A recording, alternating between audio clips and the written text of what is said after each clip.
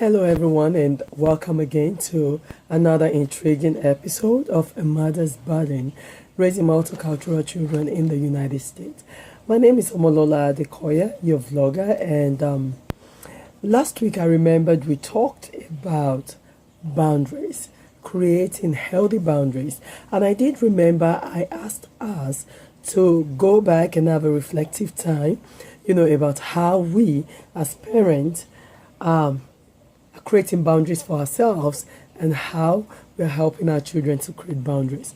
First, I have to apologize for my voice. I lost my voice. I'm just getting it back. And secondly, I want to say thank you again to everybody that listened to my vlog. I really appreciate you guys. Okay, this week I am starting with, I'm sure we must have had our reflective time. And so this week I want to start with, how do I as a parent, or how do us as parents blur our boundaries? And that means, how do we overstep our boundaries personally? I've come to realize over time that personally I do some stuff for my child or my children. Of course, I know they're still very young, but sometimes I feel they're able to do these things themselves, but I take the pain upon myself to do it for them, thinking that they can't do it for themselves. And eventually, my daughter would always tell me, "Mommy, I can do it," And that is one way of blurring boundaries.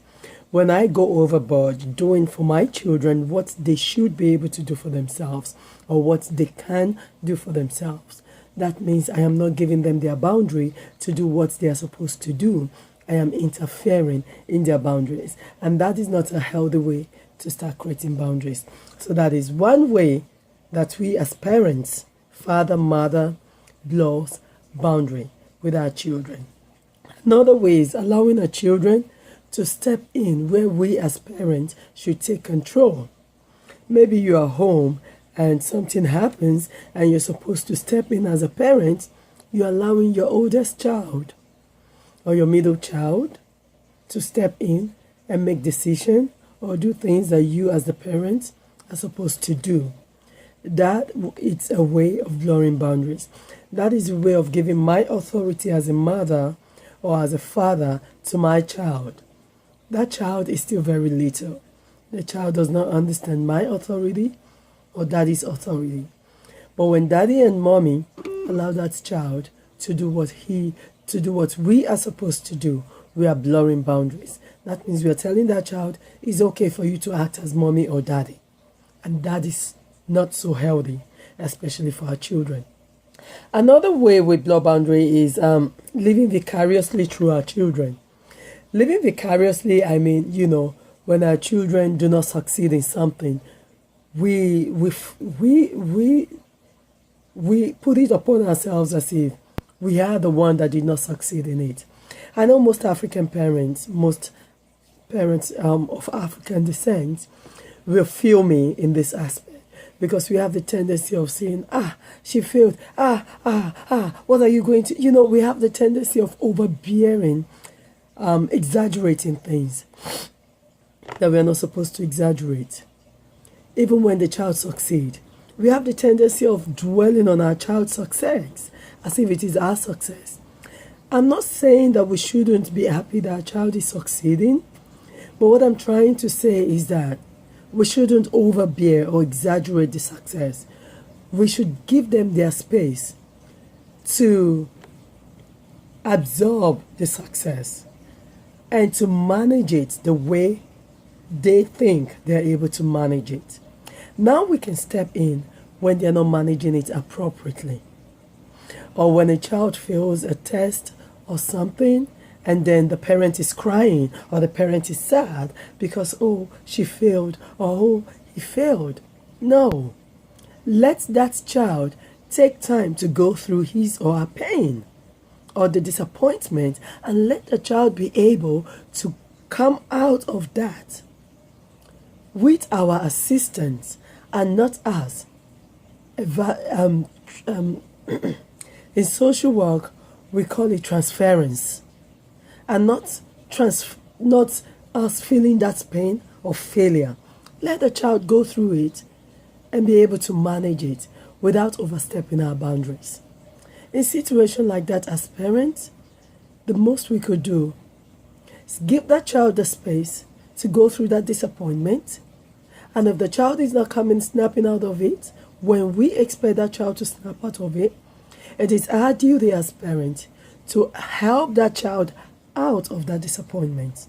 Now, when a child succeeds, yes, we are happy the child is succeed, but we don't have to carry it on our head as if, oh, it is my success. No, it is not your success. It is that child's success. You're fortunate to be the child's parent. The most you could do, be happy with the child and be happy for the child. But don't carry it on as if, yes, my child succeed, I succeed. No.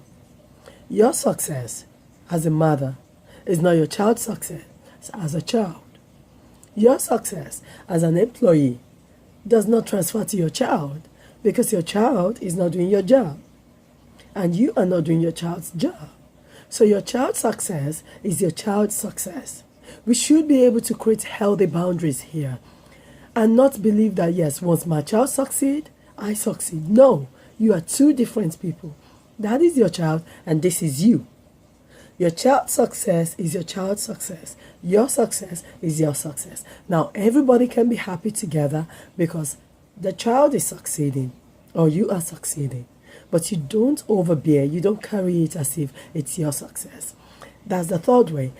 The fourth way that we blur boundaries with our children is verbalizing or sharing too much information with our children. And I find out that some mothers, you tend to discuss things that you're not supposed to be discussing with your children. You're letting your children into you and your husband's relationship. You're telling them what transpired between daddy and mommy. You're telling them mommy had a misunderstanding with daddy. You're telling them that mommy and daddy had a fight. You're telling them daddy didn't do what he's supposed to do. You're giving them too much information that is too much for your children. You see, I don't care how old that child is. If that child is not married and in a husband's house, personally, I don't see why you should be sharing your experience, your marriage experience, with a child that has no clue what it meant to be married. And most parents, we do that unconsciously. We do that not because we want to. I think sometimes because we are so hurt. I don't know. I think I'm trying to make an excuse. But there is no excuse whatsoever for it. But I'm sure that's what most people will say, that I'm so hurt. I don't know who to talk with. I just felt like saying something. No. You have to ask yourself, is my child grown enough? Is she able to understand this information and passing on? Even if daddy is ill, there is a limit to which you can share with a child. Okay, daddy is a little bit not available this time, maybe because daddy is not feeling too fine and I don't want you disturbing daddy. There are ways you have to explain things to children. Excuse me. You don't have to go in details telling them what is not their business. A child that is not of marriageable age, you're sharing marriage experience with that child. Do you think that child will ever grow up and want to be married or grow up and love a man? That child will grow up expecting that, oh, the man that if my daddy can treat my mom like this, then this is how I expect this man to treat me. Or if my mom can treat my dad like this, then my wife should be able to treat me like that. No. We don't want to share too much information with our child. And another thing I find our parents are doing that is really, really blurring boundaries is we are saying our children are our friends. We should have a boundaries. Yes, I tell my daughter I'm a BFF. And that's for sure. I'm a BFF for life. Until I die. I am a BFF for life. But we have to draw a boundary. I tell her that at this age because I want her to come home and share everything that's happening in her life with me. I want to be in her life. But I don't want to give her my authority. Now, when my daughter is sharing with me at that time, I am listening to her. I am absorbing the information because I am learning her pop culture. I am learning our culture. And at the back of my mind, I am thinking of how am I going to correct this child? How am I going to make this child understand that things does not work that way? Last week, I shared my vlog with one of my fave uncles, Deji Adenuga, and he listened to it and he sent me a Facebook message, and I called him and we started talking, and he shared an experience with me with his children in Ireland. And I'm able to see that yes, the children come home and it's good for the children to see us as their friend, but I should not take my child as my friend, and what I'm supposed to discuss with a friend, I shouldn't be discussing with my child. So please, parents, let's stop making our children our world. Let's stop making them feel like, oh, I know when mommy sees me, she will tell me everything that happens to her, including what daddy did to her. No. I share an example with you. Every day when I pick my daughter up from school and I ask her how her day went, she tells me, and hey, I get a lot of information from her. She's only 7, but I get a lot of information from her, things they discuss from school, things that's happening in that age. And she after sharing with me, we talk about it. She asked me what I think about some things. We talk about it. And then she said, Mommy, you didn't tell me how was your day.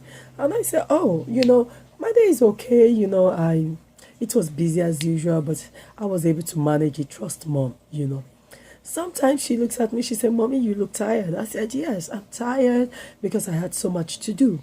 I don't share more than that. Not that sometimes she probe, but then you have to use wisdom. You are the matured one here. You as the parents have the wisdom to use your authority at certain time. So please, let's stop coming home. Even if you're a single parent, stop discussing your relationship with your children. Stop discussing your date with your children. Your children has got nothing to do with that. Don't make them grow older when they are not old enough.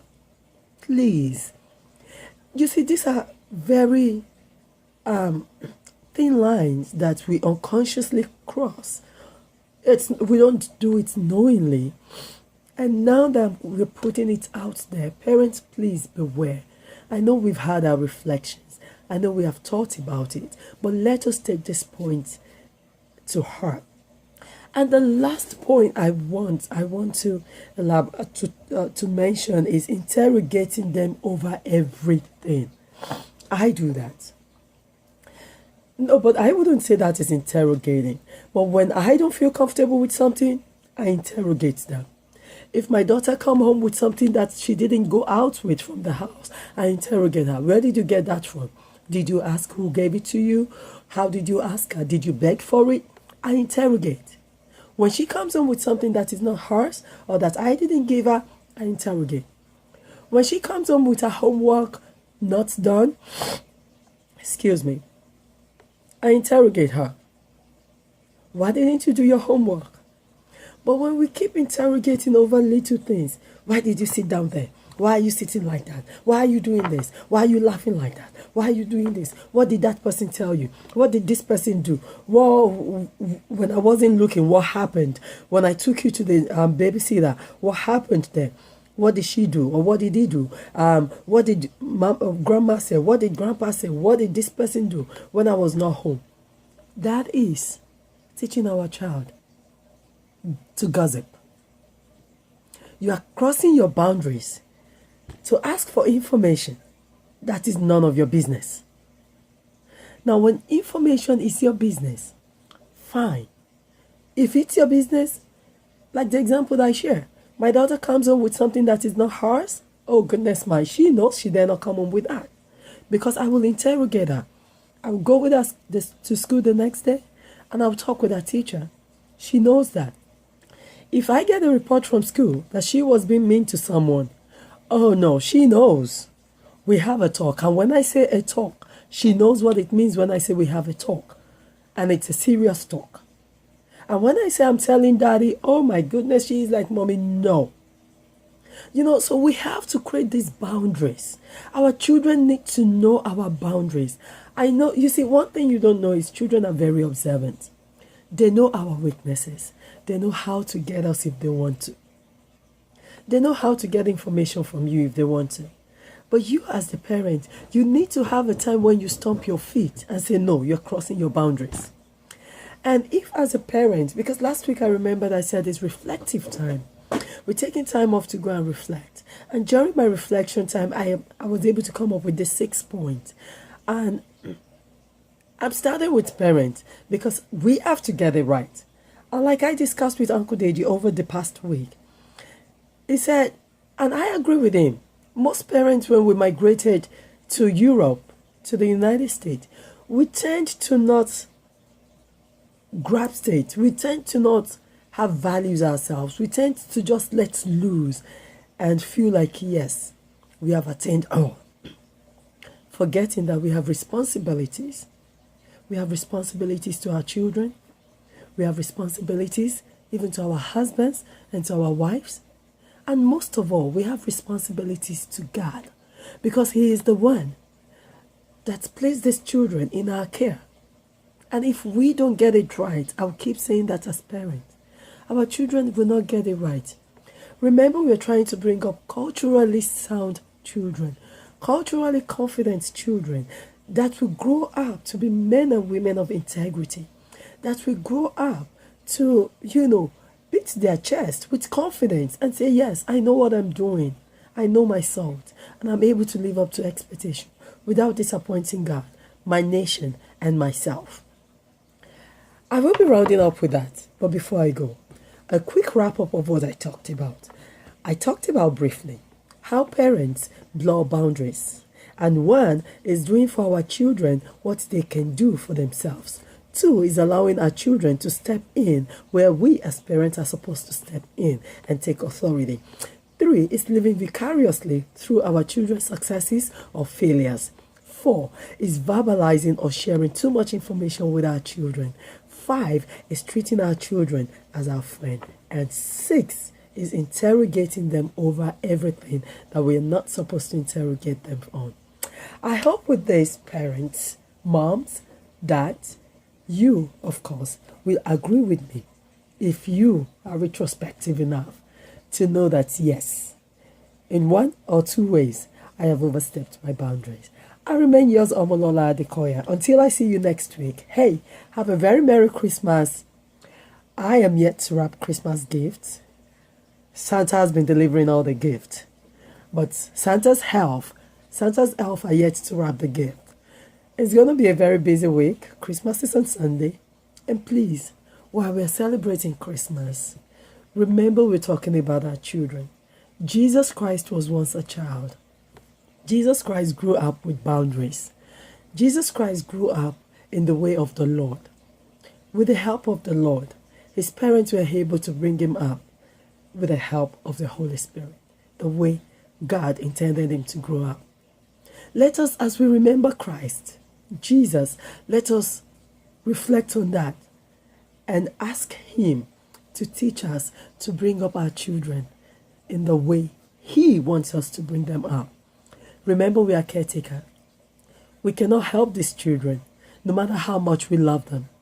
We cannot love them as he loved them, because he loves them more than we do. And loving them more than we do means creating healthy boundaries and not overstepping those boundaries. Take good care. I love you. Enjoy Christmas. Have a very Merry Christmas. Until I see you same time next week, I will be preparing for the new year. I am so excited. I'm going to have a bowl of ice cream and I have to continue working. Take care and peace out.